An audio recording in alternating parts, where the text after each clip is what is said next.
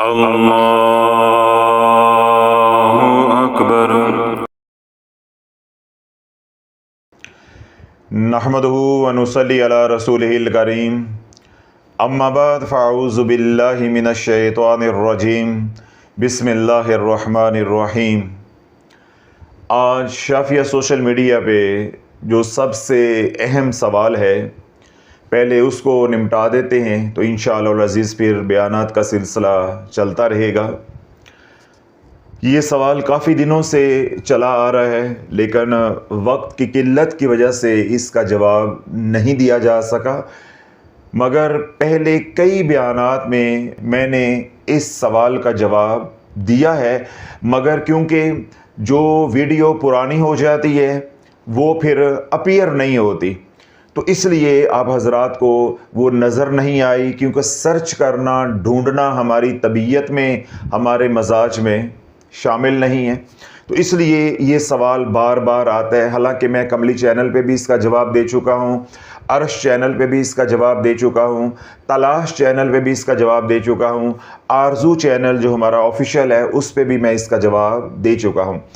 सवाल ये है कि हज़रत साहब बग़ैर वज़ू बिस्तर पर लेटे लेटे चारों कुल, ठीक है, यानी आखिरी चारों कुल, तस्बीह फ़ातिमा, आयतल कुर्सी या आयत करीमा पढ़ना जायज़ है?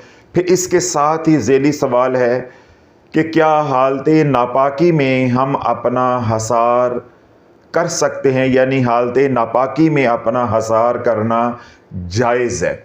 ये दो सवालात हैं। बुनियादी तौर पे ये एक ही सवाल है, आप यूँ समझ लें कि उसके दो पार्ट्स हैं या दो इश्काल हैं।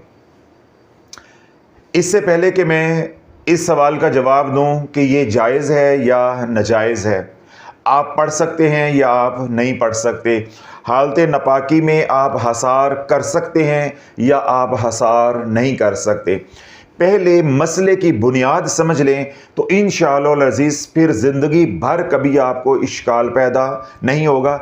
मैं बुनियाद क्यों समझाना चाहता हूँ मैं उसकी भी वजाहत कर दूँगा। हालांकि इन दोनों सवालात के जवाबात इंतहाई मुख्तसर हैं। हाँ जी कर सकते हैं, हाँ जी नहीं कर सकते, ये कुल इनका जवाब है, यानी हाँ या ना में। लेकिन जब तक आपको मसले की बुनियाद समझ नहीं आएगी आप गुमराह होते रहेंगे, आपको इश्काल पैदा होता रहेगा, आप डगमगाते रहेंगे। क्यों?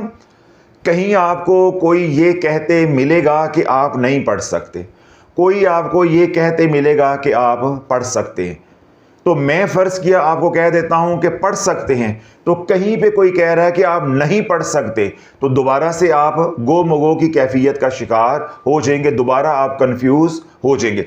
मैं आपको मसले की बुनियाद समझा देता हूं तो इंशाअल्लाह अज़ीज़ पे ज़िंदगी भर आपको इश्काल पैदा नहीं होगा, और कहीं पे भी आपको ये मसला बताना पड़े तो आप गज वज के कुरान का पैगाम पहुँचाएँगे, शरीयत का मसला जो है वो समझाएँगे। अब सवाल ये है कि बग़ैर वज़ू बिस्तर पर लेटे लेटे चारों कुल, तस्बीह फ़ातिमा, आयतल कुर्सी या आयत करीमा पढ़ना जायज़ है? अल्लाह रब्बुल इज़्ज़त ने कुरान मजीद फ़ुरक़ान हमीद से नफ़ा उठाने के लिए, चाहे वो तिलावत की सूरत में हो यानी अजर व सवाब है, चाहे कुरान को हम वजीफ़ों में बदल कर नफ़ा उठाना चाहते हैं दुनिया के लिए या आखिरत के लिए, अल्लाह ने 4 शराइत लगाई हैं। कितनी शराइत? 4।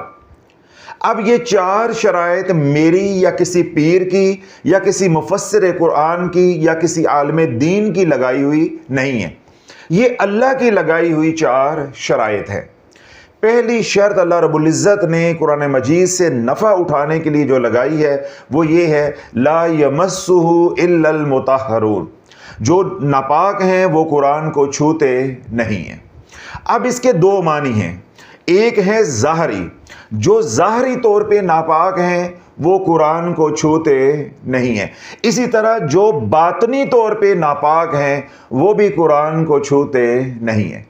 अब ये जो बातनी मानी इसके हैं, इसका ताल्लुक तसव्वुफ़ के साथ है, रूहानियत के साथ है, عملیات کی دنیا کے ساتھ ہے، یا وہ لوگ جو گناہوں سے ابھی توبہ نہیں کر چکے ان کے ساتھ ہے۔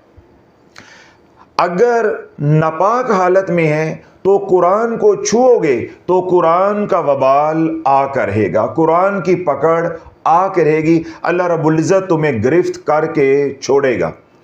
اسی طرح لا یمسہ الا المطہرون، جنہوں نے گناہوں سے توبہ نہیں کی، حالت گناہ کے اندر قرآن سے کوئی آیت لے کے، کوئی سورہ مبارکہ لے کے اس کا ورد کر رہے ہیں وظیفے کے طور پہ، تو ہم نے امت کو 1.5-2 سال میں یہی بات سمجھائی ہے کہ تم ٹنگے نہیں ٹنگے جاؤ گے۔ ہمارے ٹنگے جانے کی جو سب سے پہلی اور بنیادی وجہ ہے وہ یہ ہے کہ ہم نے حالت گناہ میں قرآن کو وظیفوں کی کتاب بنا کر استعمال کیا، جبکہ اللہ نے کیا شرط لگائی، لا یمسہ الا المطہرون۔ اب اس کے جو باطنی معنی ہیں، مخفی معنی ہیں، جنہوں نے توبہ نہیں کی وہ قرآن کو چھوتے نہیں ہیں، یعنی انہیں قرآن سے نفع نہیں ہوگا۔ تو یہ سوال کیونکہ ظاہریت کے ساتھ ہے تو اس لیے میرا فوکس ظاہریت کے اوپر ہے۔ تو پہلی شرط جو قرآن نے لگائی ہے یا اللہ رب العزت نے لگائی ہے وہ کیا ہے کہ اگر آپ ناپاک ہیں تو آپ نے قرآن کو چھونا نہیں ہے، یہ پہلی شرط ہے۔ دوسری شرط اللہ رب العزت نے لگائی ہے فَإِذَا قَرَأْتَ الْقُرْآنَ فَاسْتَعِذْ بِاللَّهِ مِنَ الشَّيْطَانِ الرَّجِيمِ، یعنی جب تم قرآن کی تلاوت کرنے لگو تو اللہ سے مدد مانگ لو، پناہ مانگ لو، تاکہ تم شیطان مردود کے شر سے محفوظ رہو۔ اس کا کیا مطلب ہے کہ حصار کر لو، حصار کر لو، اعوذ باللہ من الشیطان الرجیم، اللہ سے مدد مانگ لو۔ تو پہلی شرط کیا ہو گئی؟ پاکی یعنی طہارت، اور دوسری شرط اللہ رب العزت نے کیا لگائی ہے کہ حصار کرنا ہے۔ تلاوت کرنے سے پہلے بھی حصار ہوگا، قرآن سے کسی بھی طرح کا نفع اٹھانا ہے تو حصار کرنا پڑے گا، یعنی عملیات کی دنیا میں قرآن کو استعمال کرنا ہے، کسی سورہ مبارکہ کو یا کسی آیت مبارکہ کو یا کسی آیت مبارکہ کے ایک چھوٹے سے ٹکڑے کو بھی، تو آپ کو حصار کرنا پڑے گا۔ تو میں نے 2 باتیں کہیں، یہ دونوں باتیں تمہارے پیشواؤں نے نہیں بتائیں، بلکہ یہ کہا کہ پڑھتے جاؤ، یہ اللہ کا ذکر، اس سے کچھ نہیں ہوتا، اس سے کچھ نہیں ہوتا۔ یہ 2 شرطیں اللہ رب العزت نے لگائی جو میں نے آپ تک پہنچا دی۔ اگلی 2 شرطیں اللہ رب العزت نے جو لگائی ہیں وہ کیا ہے؟ ذالک الکتاب لا ریب فیہ، یقین کامل تمہارا ہو، قرآن کے اوپر یقین کامل ہو، یعنی تمہیں شک و شبہ نہیں ہونا چاہیے، دل جو ہے وہ ڈگمگا نہیں رہا ہو، ایمان جو ہے وہ ڈماڈول نہیں ہو، اللہ کے اوپر پختہ یقین ہو، رب کے کلام کے اوپر پختہ یقین ہو، چاہے آپ تلاوت کی نیت سے پڑھ رہے ہیں، چاہے آپ وظیفے کی نیت سے پڑھ رہے ہیں، جس طرح تسبیح فاطمہ ہے، آیت الکرسی ہے، آیت کریمہ ہے، تو یہ سب کچھ کہاں سے نکلا ہے؟ قرآن سے ہے۔ تو یقین کامل تیسری شرط ہے۔ چوتھی اور آخری شرط اللہ رب العزت نے لگائی ہے ہدی للمتقین، تقوی۔ جب تک تم تقوی نہیں اختیار کرو گے، گناہوں سے نہیں بچو گے، قرآن کی تلاوت سے نفع نہیں ہوگا، وظائف سے نفع نہیں ہوگا۔ تو یہ میں نے پورا فلسفہ آج آپ کے سامنے رکھ دیا ہے کہ یہ 4 شرائط کل ہیں۔ کتنی؟ 4 شرائط کل ہیں، اور ابھی میں بول کر بھی آیا ہوں اور مجھے دوبارہ دہرانے کی ضرورت نہیں ہے۔ کیوں؟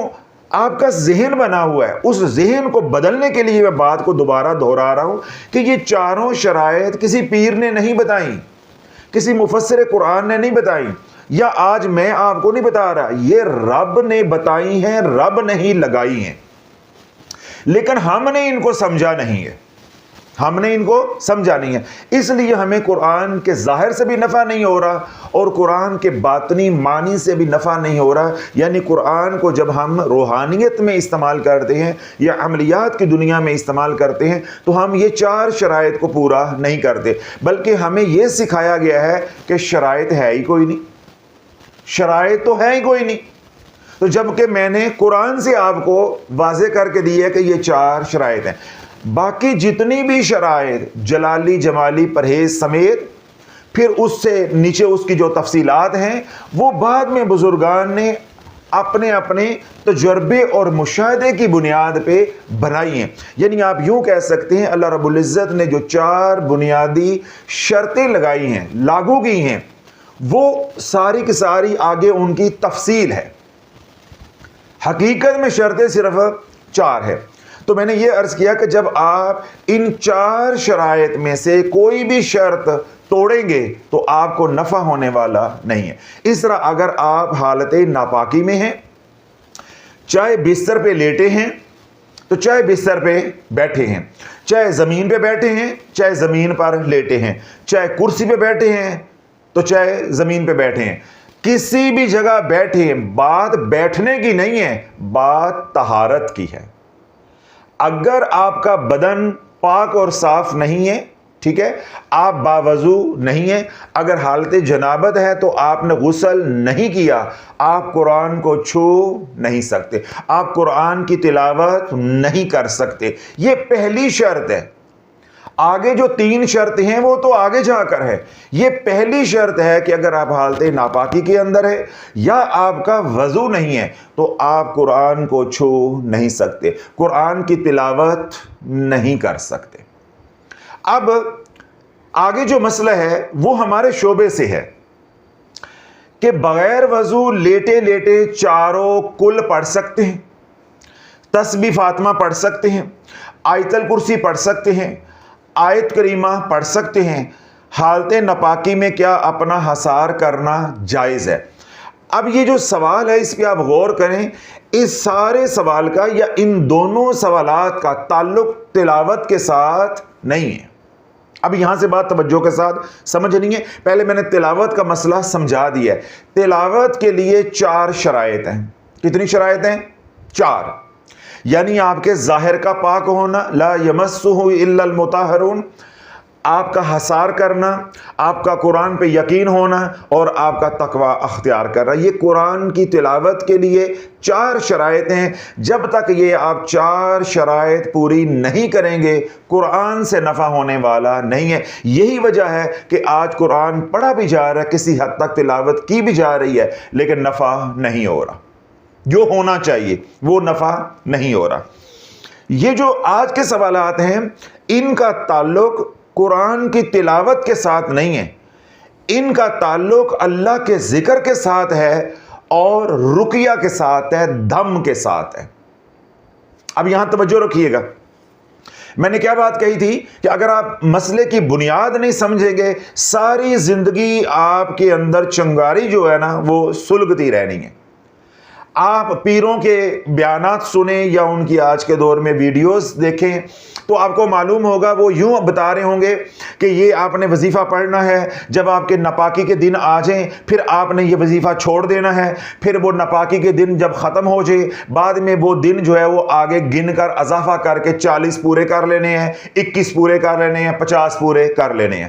اب دیکھیں ایک طرف یہ بات کی جا رہی ہے، ایک طرف میں کہوں کہ حالت ناپاکی کے اندر بھی ذکر کیا جا سکتا ہے، رقیہ پڑھا جا سکتا ہے، تو آپ کے ذہن میں اشکال آ جائے گا، بھائی یہ کیا تماشا ہے؟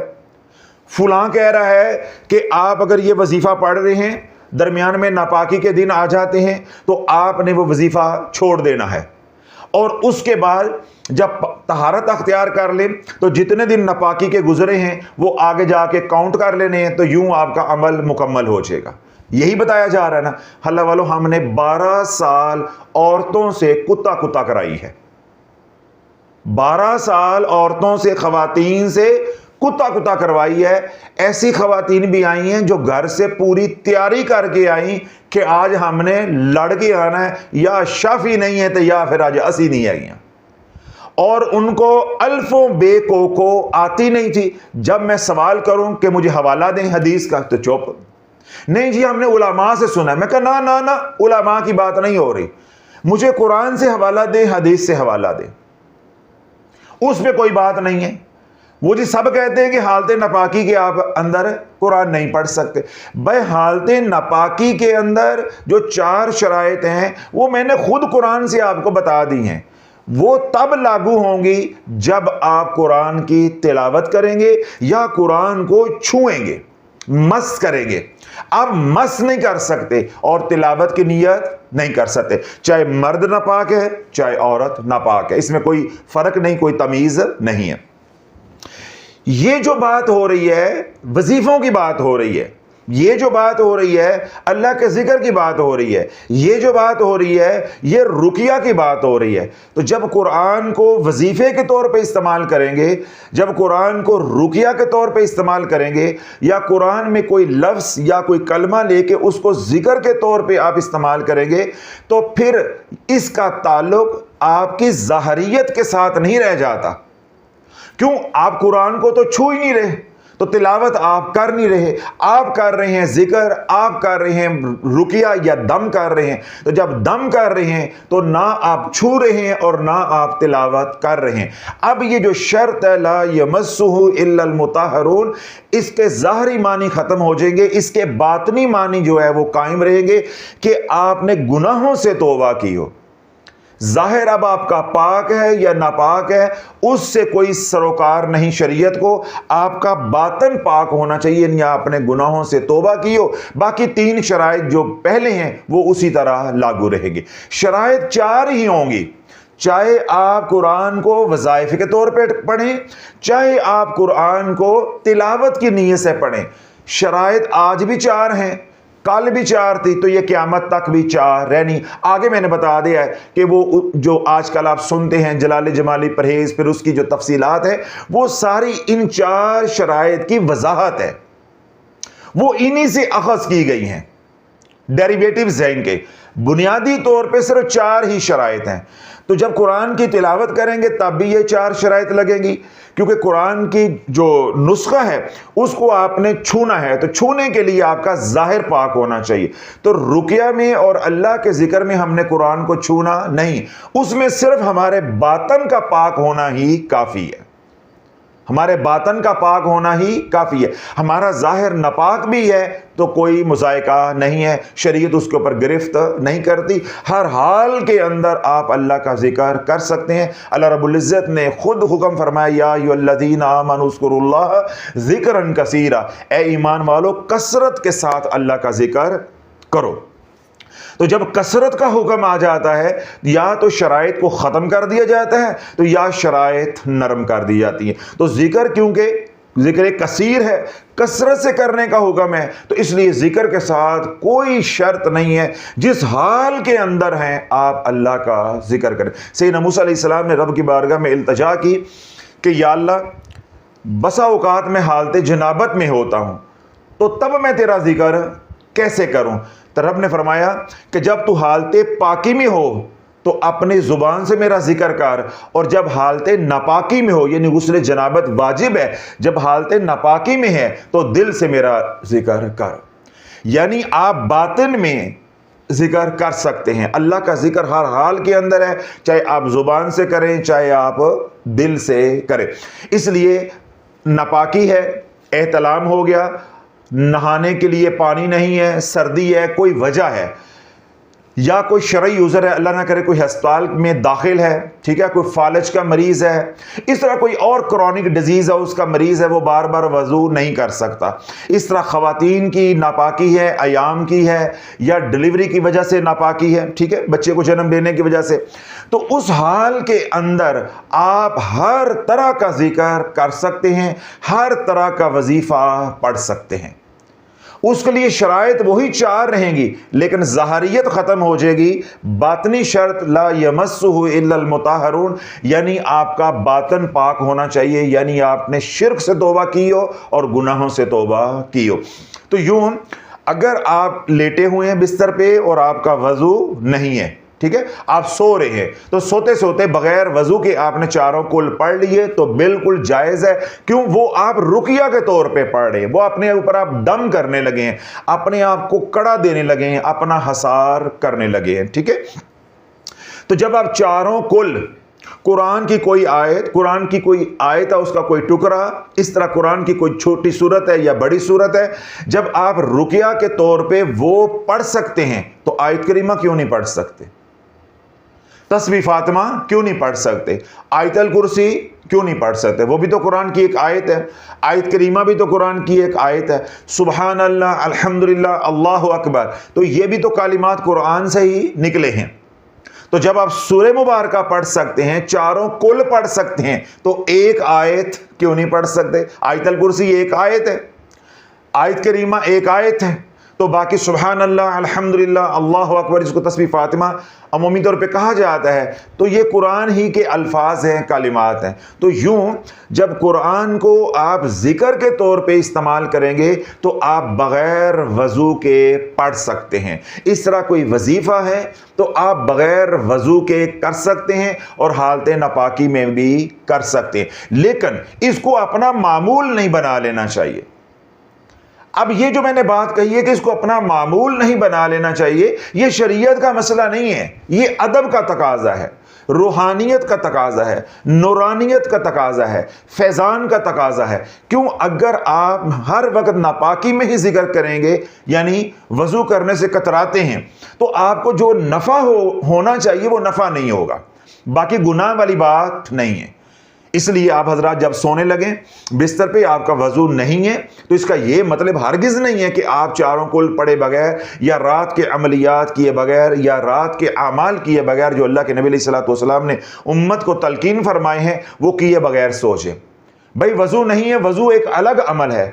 अब वज़ू छूटा है, बाकी अमाल तो नहीं छोड़ देने, तो बाकी अमाल हमने करने हैं। क्यों? वो अमाल हम ज़िक्र और रुकिया के तौर पे या वजीफ़े के तौर पे या अमल के तौर पे कर रहे हैं, वो हम कुरान की तिलावत नहीं कर रहे और ना ही कुरान को हम छू रहे हैं। तो इसलिए किसी भी किस्म का कोई गुनाह नहीं है। आप बिस्तर पे लेटे हुए अगर आपका वज़ू नहीं है तब भी आप चारों कुल पढ़ सकते हैं, आयत करीमा पढ़ सकते हैं, तस्बीह फातिमा पढ़ सकते हैं, आयत करीमा पढ़ सकते हैं।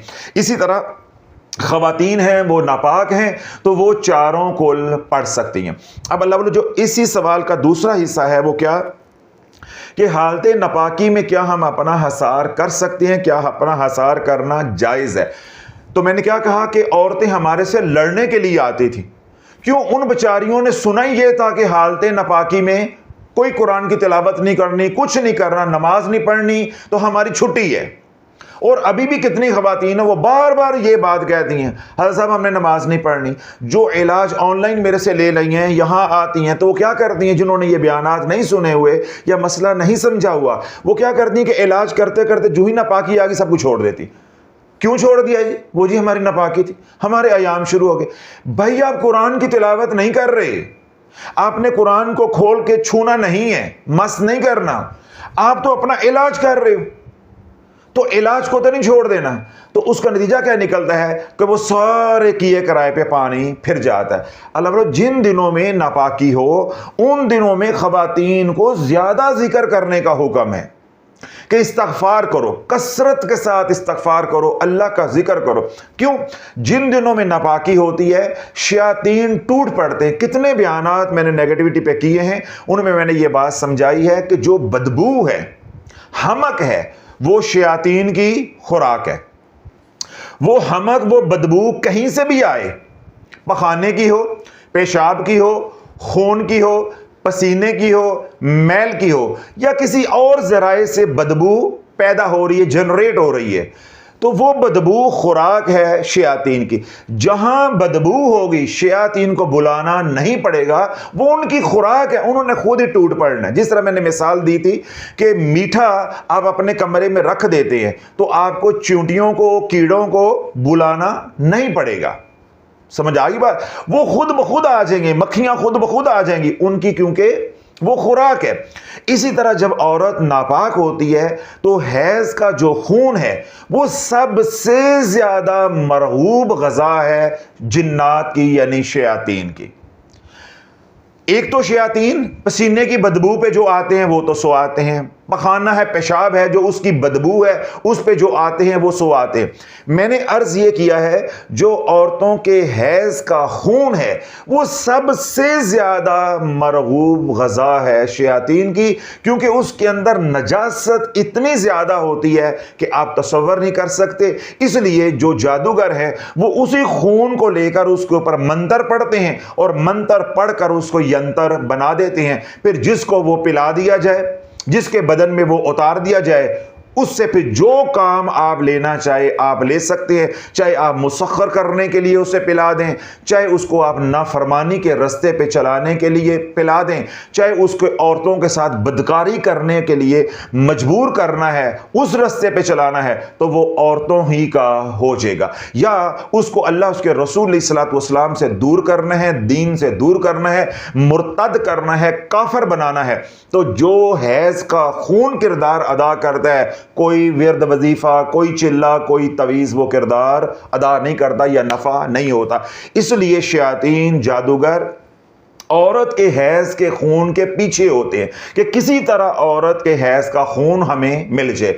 جب وہ ظاہری طور پہ نہیں ملتا تو شیاطین یا جادوگر جو انسان ہے وہ کیا کرتے ہیں کہ عورتوں کے وہ کپڑے یا آج کے دور میں جو پیریڈ پیڈز ہیں ان کو لیتے ہیں، ان کو لے کر پانی میں بھگو کر اس کا مواد جو ہے وہ نکال کر، ایکسٹریکٹ نکال کر، وہ پانی والا گندا خون نجس نکال کے اس کے اوپر اعمال کرتے ہیں۔ آپ اس سے اندازہ لگائیں، آپ بات کی گہرائی کو سمجھیں کہ جن دنوں میں شیاطین آپ کے اوپر ٹوٹے ہوئے ہیں اور آپ شافی سے یہ سوال کر رہی ہیں کہ حصار کرنا جائز ہے۔ اللہ والوں، میں کیا کہتا ہوں، پیو، تم نے باز نہیں آنا، تم نے باز یہ جاہل مولویوں کی تقریریں سننے سے نہیں آنا، پیو، تھوڑی پیو، ولیتی پی لو، تھوڑی پیو، یہ دیسی کی 2 بوتلیں نہ چڑھاؤ کہ تمہارا دماغ بالکل کام نہ کرے۔ شریعت کا مسئلہ ایک طرف کر دو، شریعت کا مسئلہ ایک طرف کر دو۔ خود سوچو کہ جب خطرہ ہو تو فوجیں سرحدوں پہ لگائی جاتی ہیں، یہ مورچوں میں پھنسائی جاتی ہیں، یہ مورچوں میں کہا جاتا ہے کہ یہیں بیٹھ کے ویلیاں کھاؤ۔ جتنا خطرہ زیادہ منڈلا رہا ہوگا اتنی فوج زیادہ ڈپلوائے کی جائے گی سرحدوں کے اوپر۔ اللہ نہ کرے آپ کے گھر میں خطرہ ہے، دکان پہ خطرہ ہے، تو آپ اتنی ہی سیکیورٹی بڑھا دیں گے۔ آپ کی اپنی جان کو خطرہ ہے تو آپ اپنی اتنی سیکیورٹی بڑھا دیں گے۔ اللہ، جب عورتیں ناپاک ہوتی ہیں، یعنی ان کے ایام چل رہے ہوتے ہیں یا کسی اور طرح کی ناپاکی ہوتی ہے، تو جب مرد بھی ناپاک ہوتے ہیں تو شیاطین ٹوٹ پڑتے ہیں، شیاطین ٹوٹ پڑتے ہیں۔ جس طرح عورت کے حیض کا خون ہے، اس کے بعد احتلام ہو گیا، مرد ہے اس پہ غسل جنابت واجب ہو گیا، یعنی نہانا فرض ہو گیا، غسل فرض ہو گیا۔ اب عورتوں کے حیض کے خون کے بعد جو سب سے زیادہ مرغوب غذا ہے شیاطین کی، وہ مرد کی رطوبت ہے، یعنی مرد کی منی ہے۔ اب اگر حالت ناپاکی میں وہ پھرتے رہیں گے، مرد بھی اسی طرح عورتیں بھی، تو کیا ہوگا کہ شیاطین اتنے ٹوٹیں گے۔ اب مرد کی ناپاکی کے اوپر تفصیلی بات کرنے کی اس لیے ضرورت نہیں ہے کہ وہ اختیاری ہے، اور اگر بے اختیاری بھی ناپاکی ہو جاتی ہے، احتلام ہو جاتا ہے، تو مرد فوراً اس ناپاکی کو ختم کر سکتا ہے۔ عورت اپنی ناپاکی کو ختم نہیں کر سکتی، یہ بے اختیاری ہے، یہ ایک فطری عمل ہے، اللہ کا بنایا ہوا ایک نظام ہے۔ لیکن ان ایام کے اندر عورت کو اپنی سیکیورٹی بہت بڑھانے کی ضرورت ہے۔ ایک تو ویسے ہی شیاطین، جنات ہر لمحہ عورت کے پیچھے ہوتے ہیں۔ آپ حضرات نے دیکھا خانقاہوں پہ، آستانوں پہ عورتیں ہی عورتیں، عورتیں ہی عورتیں۔ سب سے زیادہ بیمار کون ہوتی ہیں؟ عورتیں ہی ہوتی ہیں، یعنی جناتی بیماریاں سب سے زیادہ جو متاثر کرتی ہیں وہ خواتین کو کرتی ہیں۔ اب اوپر سے عورتیں ناپاک بھی رہیں، عورتیں ناپاک بھی رہیں، تو اللہ جب ان کے ناپاکی کے دن ہر مہینے میں 6-8 ناپاکی کے دن آئیں گے، پھر بچے کی ولادت کا وقت آ گیا یا اور کسی وجہ سے ناپاکی ہو گئی، تو وہ تو نیگیٹیوٹی سے اتنا بھر جائیں گی، سیچوریٹ ہو جائیں گی کہ ان کا پھر دنیا میں کوئی علاج کرنے والا نہیں ہے۔ تو عرض اللہ والوں یہ کرنا چاہتا ہوں، تفصیل کے ساتھ سمجھایا کہ کوئی ماں بہن بیٹی غلط مولویوں، جاہل مولویوں کو سن کے، پیروں کو سن کے، وظیفے بیچنے والوں کو سن کے اس نے اپنا یہ ذہن بنایا ہوا ہے کہ ایام کے دنوں میں وظیفہ نہیں پڑھنا، جب ایام کے دنوں میں چاروں کل پڑھے جا سکتے ہیں۔ وہ قرآن نہیں ہے، آیت کریمہ پڑھا جا سکتا ہے، تو جو تیرے پیر نے وظیفہ دیا ہوا وہ بھی پڑھا جا سکتا ہے۔ ہاں، ایام کے دنوں میں آپ دعوت نہیں دے سکتے۔ کیا نہیں کر سکتے؟ دعوت، یعنی جنات کو آپ نے دعوت دینی ہے، باموکل عمل کرنا ہے، جنات کی دنیا کو مسخر کرنا ہے، وہ والے اعمال آپ نہیں کر سکتے۔ کیوں نہیں کر سکتے؟ یہی تو رونا رو رہا ہوں کہ ان دنوں میں آپ کے اوپر شیطانیت کا غلبہ ہوتا ہے، آپ کے گرد منڈلا رہی ہوتی ہے، ادھر سے دوسرے جنات کو آپ دعوت دیں گے، ٹھیک ہے، وہ مسلمان ہیں، آپ عورت جو ہے وہ ناپاک ہے، تو ناپاک عورت کے قریب مسلمان جنات نہیں آتے، فرشتے نہیں آتے۔ تو جب ان ایام کے اندر آپ باموکل عمل کوئی کر رہی ہیں یا دعوت دے رہی ہیں یا تسخیر کا کوئی عمل کر رہی ہیں تو آپ ٹنگی نہیں ٹنگی جائیں گی۔ کیوں؟ یہ شیاطین دھڑا دھڑ آئیں گے اور وہ آئیں گے نہیں، اور اگر وہ ان کو بلاؤ گے سختی کے ساتھ پڑھائی کے ذریعے تو وہ آ کے الٹا تمہاری مدد کرنے کے یا تمہارے تابع ہونے کے الٹا وہ تمہیں نقصان پہنچائیں گے کہ تم حالت ناپاکی کے اندر ہمیں کیوں بلا رہے۔ جس طرح آپ اپنے گھر میں کسی مہمان معزز کو بلائیں اور جو آپ کا ڈرائنگ روم ہو اس میں پخانے کی بو آ رہی ہو، مجھے بتاؤ اس مہمان کا آتے ہی رویہ کیا ہوگا؟ چڑھ جائے گا نا وہ آپ کے اوپر کہ یار یہ کوئی بٹھانے والی جگہ جہاں تم نے مجھے بٹھا دیا۔ آپ اپنے مہمان کو ڈرائنگ روم میں بٹھائیں، واش روم کا دروازہ کھلا ہو یا واش روم کے اندر پخانا پڑا ہو، اس کی بہت زیادہ بدبو جو ہے وہ آ رہی ہو، یا آپ کا جو ڈرائنگ روم ہے وہ روڈ کے اوپر ہے تو گٹر کی بو آ رہی ہے یا کسی اور ذرائع سے بدبو آ رہی ہے، آپ نے مہمان کو وہاں بٹھا دیا، مجھے بتاؤ مہمان خوش ہوگا؟ وہ کوئی آپ کے اوپر کرم کرنے آیا بھی ہے تو وہ ناراض ہو کے چلا جائے گا، یار تو نے یہ میری عزت کی ہے۔ اس لیے اللہ والو خواتین کو روکا جاتا ہے کہ جب آپ باموکل عمل کر رہے ہوں، دعوت کا عمل کر رہے ہوں، تسخیر کا عمل کر رہے ہیں، جنات کو آپ نے تابع کر رہے ہیں، اس کا عمل کر رہے ہیں، تو وہ آپ نے حالت ناپاکی میں نہیں کرنا۔ اتنے ایام کی چھٹی کرائی جاتی ہے، وہ عملیات میں ہوتا ہے، اس کی تو ہم بات ہی نہیں کر رہے، وہ تو خواص کی بات ہے، وہ جانے اور جو کروا رہی ہے، جو استاد ہیں شاگرد ہیں یہ ان کا فرض ہے بتانا، ہم تو عوام سے بات کر رہے ہیں، آپ سے بات کر رہے ہیں۔ تو آپ حالت ناپاکی میں جو چاروں کل پڑھ رہے ہیں وہ قرآن ہے، لیکن آپ اس کو دم کی نیت سے پڑھ رہے ہیں، رقیہ کی نیت سے پڑھ رہے ہیں، آیت کریمہ کو اللہ کے ذکر کی نیت سے آپ کر رہے ہیں یا وظیفے کی نیت سے کر رہے ہیں یا کسی نے عمل بتایا وہ اس عمل کی نیت سے آپ کر رہے ہیں۔ اسی طرح آیت الکرسی آپ حفاظت کی نیت سے، رقیہ کی نیت سے، حصار کی نیت سے آپ پڑھ رہے ہیں تو بالکل پڑھیں گے۔ تسبیح فاطمہ ہے، اللہ کے ذکر کی نیت سے پڑھ رہے ہیں، وہ قرآن کی تلاوت کی نیت سے نہیں پڑھا جاتا۔ جو شرطیں چار لاگو ہوں گی ظاہریت کے حوالے سے، اس میں یہ کہ آپ تلاوت کی نیت نہیں کر سکتے، یعنی چاروں کل جب پڑھیں گے تو آپ حصار کی نیت کریں گے، رقیہ کی نیت کریں گے، دم کی نیت کریں گے، وظیفے کی نیت کریں گے، عمل کی نیت کریں گے، تلاوت کی نیت نہیں کر سکتے۔ اسی طرح کوئی ایسی عورت ہے یا ایسا مرد ہے جس کو چاروں کل نہیں آتے تو وہ کوئی سپارہ ہے یا قرآن مجید ہے اس کو پکڑ کے وہ نہیں پڑھ سکتا، تو ایسی کوئی بات ہوتی نہیں ہے، ٹھیک ہے۔ الحمدللہ مسلمان سب کو آتے ہوتے جو پڑھنے کا اہتمام کرتے ہیں۔ اگلی اور آخری بات کہ جن دنوں میں نماز نہیں پڑھنی، ٹھیک ہے، ان دنوں میں حصار کے اوپر زور ڈالنا ہے۔ اتنی شکایت آ رہی ہے، اتنی شکایت آ رہی ہے، اتنی شکایت آ رہی ہے کہ میں بتا نہیں سکتا، اس لیے میں نے تفصیل کے ساتھ بیان کر دیا ہے، سوال کو بیان میں بدل دیا ہے، تقریر میں بدل دیا ہے، تاکہ کسی طرح یہ گمراہی جو ہے، جہالت عورتوں کے اندر سے یہ ختم ہو جائے کہ جن دنوں میں ناپاکی ہے ان دنوں میں تو اپنے حصار کے اوپر پہرا دینا ہے، یعنی جو وقت آپ نماز پہ لگا رہے ہیں وہ بھی حصار پہ لگاؤ، جو وقت آپ نے نماز پہ لگانا تھا وہ بھی اللہ کے ذکر پہ لگاؤ، جو وقت آپ نے نماز پہ لگانا تھا وہ بھی وظیفے پہ لگاؤ، استغفار پہ لگاؤ، تاکہ جو شیطانیت تمہارے گرد منڈلا رہی ہے وہ قریب نہ آئے۔ اب اللہ جب خواتین ایام کے دنوں میں احتیاط نہیں کرتی، اللہ کا ذکر نہیں کرتی، کیوں؟ ان بچیوں کا ذہن بنا دیا ساڑی چھٹی ہے، گھر والے گھر نہیں تو سانو کسی دا ڈر نہیں، ساڑی چھٹی ہے، ساڑی چھٹی ہے، یعنی ہم نے نہ نماز پڑھنی ہے، نہ ہم نے قرآن پڑھنا ہے، اور نہ ہم نے جو ہے وہ روزہ رکھنا، ساڑی چھٹی ہے۔ وہ بھائی چھٹی ہے، ذکر سے چھٹی تو نہیں ہے نا، اللہ کے ذکر سے چھٹی تو نہیں ہے، تو ہم بات ذکر کی کر رہے ہیں۔ تو جو نیگیٹیوٹی ہے وہ سب سے زیادہ اللہ کے ذکر سے دور ہوتی ہے۔ دیکھیں آپ تلاوت ہے، وہ آپ ایک صفحہ پڑھ لیں گے، 2 صفحے پڑھ لیں گے، 2 رکوع پڑھ لیں گے، 3 پڑھ لیں گے، پاؤ پڑھ لیں گے، سپارہ پڑھ لیں گے، آدھا گھنٹہ پڑھ لیں گے، خلاص ختم۔ نماز ہے، آپ 10 منٹ میں نماز پڑھ لیں گے، خلاص ختم۔ ذکر ایسی اللہ کی عبادت ہے یا ذکر ایسا عمل ہے جو آپ 24 گھنٹے کر سکتے ہیں. تو ذکر ہی ایسا عمل ہے جو آپ کو شیطانیت کے شر سے محفوظ رکھتا ہے, حاسدین کے حسد سے محفوظ رکھتا ہے, اور مخالفین کی مخالفت سے آپ کو محفوظ رکھتا ہے. تو اس لیے جن دنوں میں نماز نہیں پڑھنی ان دنوں میں ذکر کو وقت دینا ہے, یعنی جو نماز کا وقت ہے وہ بھی ذکر پہ, اور اگر قرآن کی تلاوت کرنے والی ہماری کوئی ماں بہن بیٹی ہے تو وہ وقت بھی اللہ کے ذکر پہ لگانا ہے. تو اس لیے حالت ناپاکی کے اندر اللہ کا ذکر بھی کرنا ہے, حضور علیہ الصلوۃ والسلام پہ درود بھی پڑھنا ہے.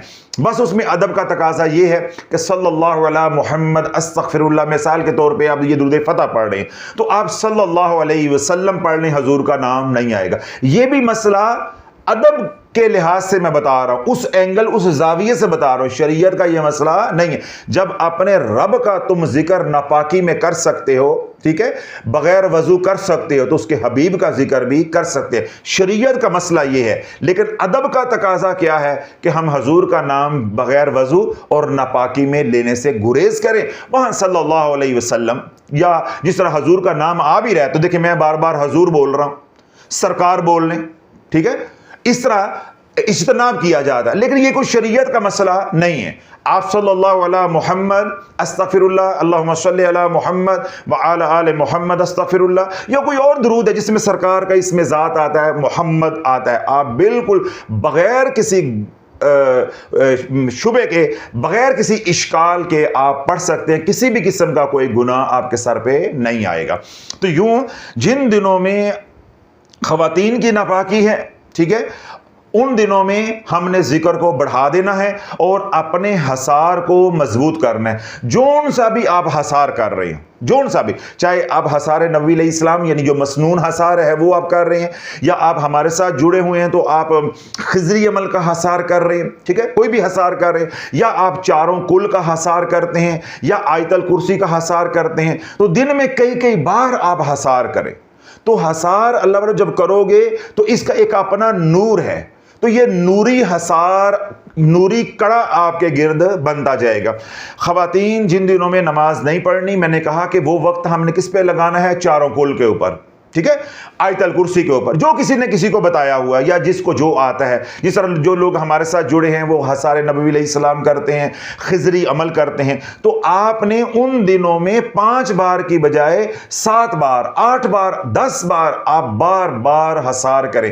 جتنا حصار زیادہ کریں گے اس کا نور پیدا ہوتا ہے, وہ نوری کڑا, وہ نوری حصار آپ کے گرد ہوگا. اب یہ شیاطین جو تمہارے ایام کے خون کو سونگنے کے لیے, اپنی غذا لینے کے لیے تمہارے قریب ہو رہے ہیں, تمہارے اوپر ٹوٹ رہے ہیں, جب تم نورانی حصار کے اندر ہوں گے تو یہ تمہیں نقصان نہیں پہنچا سکتے, تمہیں نقصان نہیں پہنچا سکتے. پھر کیا ہوتا ہے کہ جن دنوں میں عورت ایام کے ساتھ ہوتی ہیں انہی دنوں میں عورت کے اوپر جادو چلتا ہے. اب اللہ کیا مسئلہ بنا ہوا ہے, آج